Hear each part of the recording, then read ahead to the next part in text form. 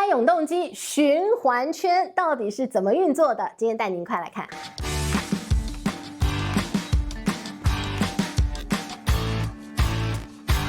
嗨，大家好，我是治愈，今天想跟大家来聊聊最近大家都在谈论的 AI 永动机。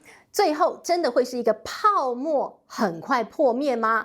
还是在这个永动机当中，真的就像小老鼠跑可以跑一辈子呢？今天我们就好好来看一看了哦。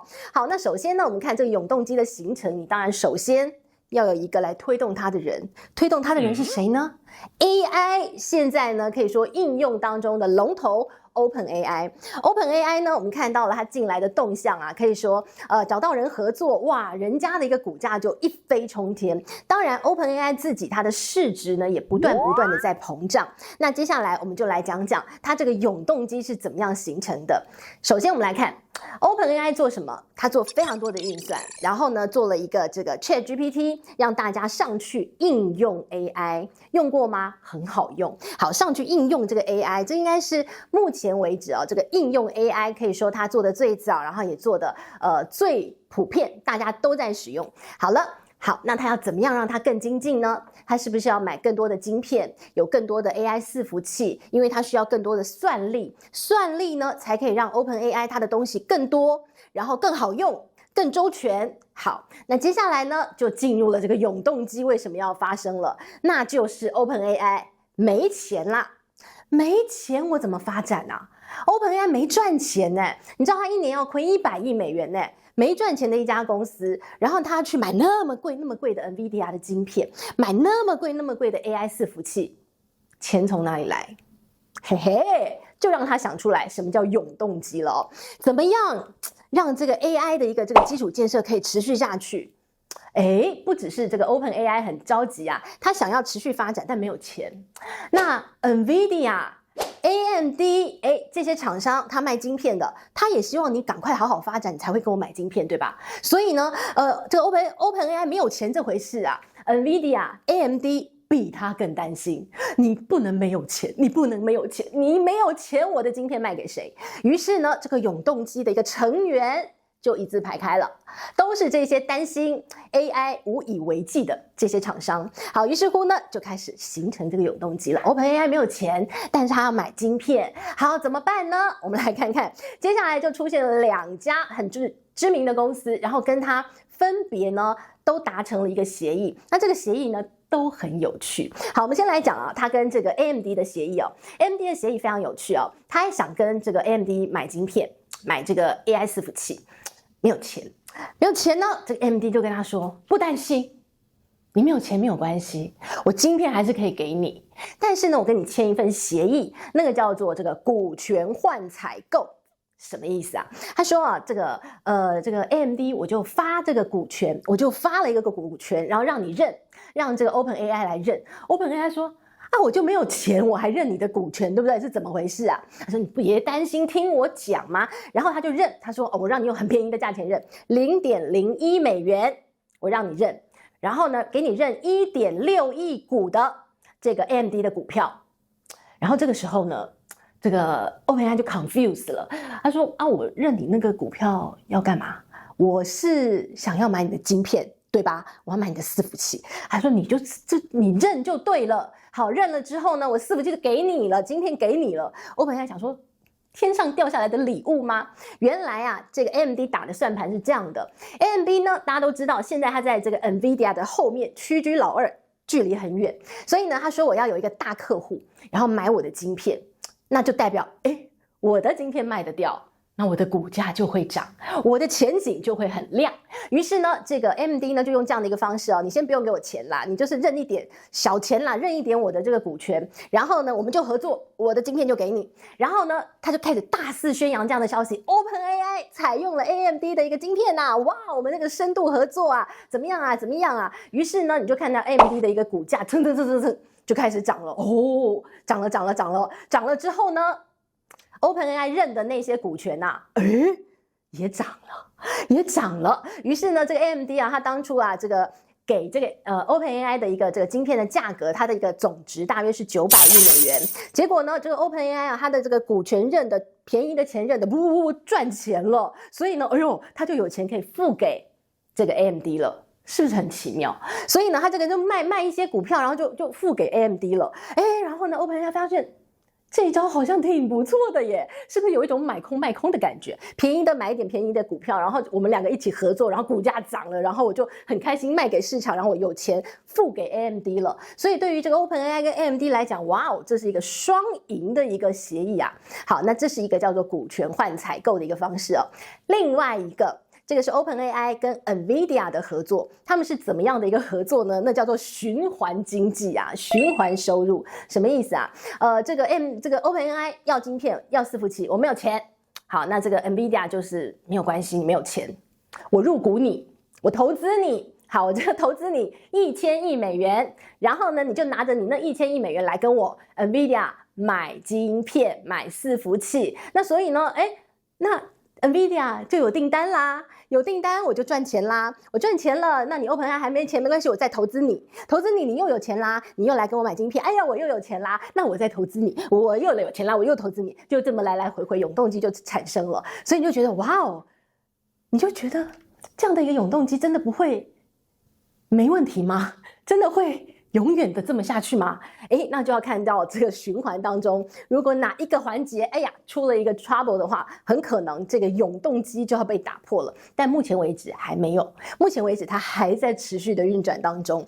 好，那我们刚刚看到 OpenAI 最近呢是合作一个人家的股价就冲上天嘛。那最近还有一个美国政府也是啊，不管买哪一家公司的股价就冲上天。所以呢，我们特别列在这里给大家做参考，都是美国政府入股的公司，就冲上天。当然呢，美国政府入股啊，就是他说，他入股什么样的公司，也不是随便乱入股的，他会入股的就是有战略价值，或者是有国安疑虑这样的公司，万一被敌手拿走，我就完蛋的那种公司，美国就来入股。所以呢，有好多像英特尔啊，还有一些这个锂矿很重要的一些公司，它都入股嘛。那入股之后呢，每一档股票也都是一直往上涨。好了，那这离题了，我们回来继续来讲讲这个 AI。我们刚刚讲到这个 AI 现在的一个这个生态已经非常奇妙了，已经变成一个循环。自循环、自体循环的经济。另外还有一个非常好的一个人家讲说现在的一个 AI 已经变成一个金融游戏了哦。那继续要带你看 XAI 哦，就是这个马斯克的。XAI 呢，最近呢，它也变成了一个自体循环。有人形容说它是一个闭环。好，那它这个闭环又怎么闭法呢？也跟刚刚我们看到那两个例子不太一样。好，这个例子呢是 XAI， 一样是我没有钱，但是呢，我想要做 AI， 跟 OpenAI 的状况一样。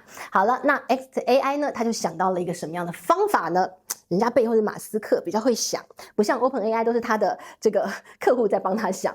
好，我们来看 XAI 说好。我现在没有钱，所以我要有一个这个融资，我要融资200亿美元。好，那这个融资呢，我要怎么个做法呢？它把它设计成像一个金融商品一样，200亿美元的一个融资呢，我需要这么多钱。好，我把它分成75亿美元的股权。另外125亿的债权。好，你说这么分干什么？有些人投资你，他会希望拥有你股权嘛？那有些人投资你，我不想要，我就是纯粹我就是一个这个金融投资，那我希望你还我钱，那我也希望可以拿到一些利息或者是一些差价嘛，对吧？好，那所以他把它这样个分法，然后这样分了之后呢，他怎么样去找那些人愿意给他钱呢？他把它成立了一个叫做 SPV 的一家公司。好 ，SPV 是什么意思哦？在国外有一个这样的制度 ，SPV 就是一个特别目的成立的机构、法人或者是公司，亦或是你可以理解它是一个专案那样的一个概念。好，所以呢，这个 XAI 这家公司它就成立了另外一个 SPV 这家公司。这家公司呢，就来融资这200亿美元，分成75亿的一个这个股权跟125亿的一个债权。好了，那好。SPV 拥有嘛？那 SPV 的好处是它可以风险隔离，也就是我借了这么多钱之后，我不叫做 XAI 借的钱，是这家 SPV 公司借的钱，所以呢，这些债务不会在 XAI 的这个公司的一个身上，他就不用承担那么多债务。那你说，那谁待着我要借你那么多钱，然后你又不是借给 XAI 呢？这就妙了，这样的一个 SPV 的一个这个制度哈，它是跟晶片深度捆绑，它跟辉达的晶片深度捆绑，它把这200亿美元的一个这个融资来的金额，全部拿去买辉达的晶片，买伺服器，买来了之后呢，这些晶片伺服器是不是在这家这个 SPV 公司的底下，对吧？我买来的嘛，买来了之后呢，我租给 XAI 公司。好，那所以呢，我这个 XAI 公司就每个月付我租金，我可以拿租金。那我有租金之后呢，我就可以把这个租金拿去分给我的股东吗？还是当初来跟我认购的这些人？所以你听到这里就觉得，那不就是一个金融商品吗？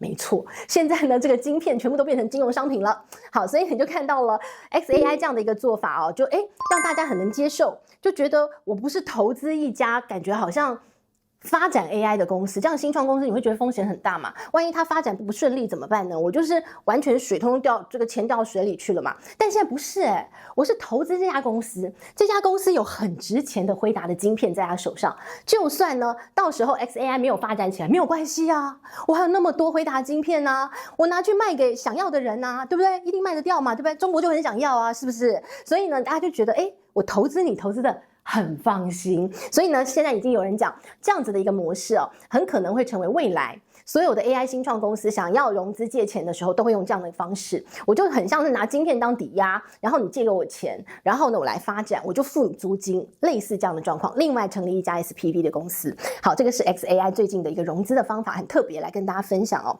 好了，那刚刚讲了这么多的一个 AI 这个永动机啊，那你就好奇了，到底谁可以从这样的永动机当中赚到钱呢？来看孙正义最近大家谈论的很多，孙正义大家都说他是一个非常传奇的投资人，这个投资的很多，这个无一不语啊，对不对？当中他投资马云也觉得很倍儿棒，投资了非常多很知名的一个很成功的投资，但他也投资失利过，所以他最近其实蛮倒霉，他最近投资都蛮倒霉的之前看到他的愿景基金惨亏，他的愿景基金2号惨亏了200多亿美元，很惨很惨，但是他现在要靠 OpenAI 翻身了。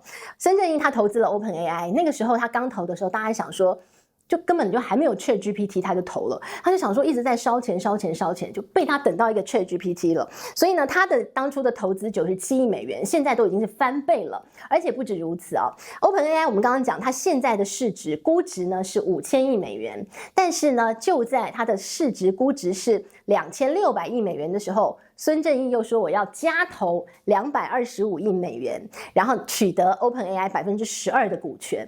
2600亿市值的时候他投的，他拿12%的股权，然后他那个时候呢约好今年年底我才要把这225亿交给 OpenAI。 妙了，现在的市值已经是5000亿美元了，也就是说他当初写下的协议，投资协议，现在他的钱都还没有付出去，他已经赚了2.6倍了，2.6倍了，你看是不是很厉害？225亿他已经赚600亿回来，而且他现在225亿都还没有付出去呢，所以你就看到大家说，哇哦，这个孙正义这回又做了一个好成功的投资，那很可能是尝到甜头。所以你看到这个日本的软银集团，孙正义呢已经开始陆陆续续的整理他的旗下子公司跟他投资的项目，全部都要聚焦。他说以后软银集团呢要变成一个专注在 AI 投资的一家这个公司，所以呢，他就开始这个去无存菁，把跟 AI 相关的留下来，然后去并购一些 AI 相关的机器人的公司。他未来就是要完全的 focus 在 AI， 他自己说他要 all in AI。好，这个其他的不要了哈，其他的不关 AI 的事的免谈，不要来跟我讲，他以后都要投资 AI。好，那但是投资 AI 其实呢是有一些顺序的现在呢，你看现在投资 AI 整个产业当中，你会发现这就是一个硬体厂商的 party， 软体厂商分不到太多的这个甜头，都是硬体厂商。你看像台积电，像辉达，对不对？这些呢全部都是最上游还在做 AI 基础建设，这些硬体厂商赚非常多的钱。但是呢，你看往下游的一些公司呢，像是这个 AI 软体的公司、应用的公司，其实现在呢，你可以说它才刚刚开始，根本看不到获利我们给大家举一个例子近来呢，我们看到了这个高盛还有小摩还有大摩他们都去研究了一下这些 AI 的一些软体应用的公司，他们就举了一个例子这家公司叫做这个 Oracle。 好 Oracle 这家公司它是一个软体巨头，那它做什么呢？它专门就是它有非常多的建制伺服器，然后它租给人家来使用云端的伺服器，那我就租出去嘛，你要用你就来跟我使用者付费。好，那过去呢，这样的一个云端业者它的一个利润会非常高，大概7成8成以上的利润。但是最近他们去研究这家 Oracle 的财报，赫然发现，它从辉达推出了最先进的晶片之后啊，它的一个毛利率急速下降。为什么？不是生意不好哦，大家都来跟他租，因为大家都要发展 AI， 大家都来跟他租他这个最先进的一个这个云端伺服器，然后呢去运算他们自己想要算的一个东西。好，但是呢生意非常好，没赚头，因为它的毛利率呢掉到只剩下14%。为什么？因为辉达卖的晶片非常贵。所以呢，它的成本很高很高很高，即便它生意好到不得了，但它就是没赚头。那这样的一个问题就很大了，对吧？上游业者赚翻下游业者根本没赚头。那你说，如果这件事情我没赚头的话，我们将心比心，一个生意你怎么样都赚不了钱的时候，你会做吗？这是不是就是一个很大的问题了？所以呢，你就看到了现在高盛啊、小摩都开始示警了，说这个永动机虽然是已经构筑起来了，但是呢，你一直让下游的业者赚不到钱的话，那是不行的。所以呢，一门行业啊，它一定要是大家都有甜头。你吃肉我不能只喝汤，大家都要雨露均沾，这样这门事业才能够长长久久嘛。那现在一个状况呢，这些下游的这个云端厂商啊、软体厂商啊，大家都没钱赚，然后但是又为了要这口不平衡嘛，你去买了很多辉达的晶片，我也要啊，我不能输，我的硬体建设不能输，所以大家都举债去扩充它的一些硬体。那这样的一个状况，就是这些公司他们的债务的一个这个负担都越来越大，他又赚不到钱，最终到底这个永动机在哪一个环节会出状况呢？就让我们持续观察，但大家要放心上，这是一个隐忧哦，只是目前暂时还没有看到而已。好，这是今天帮大家这个好好的解释了一下什么叫做 AI 永动机，希望你喜欢喽，我们下回见，拜拜。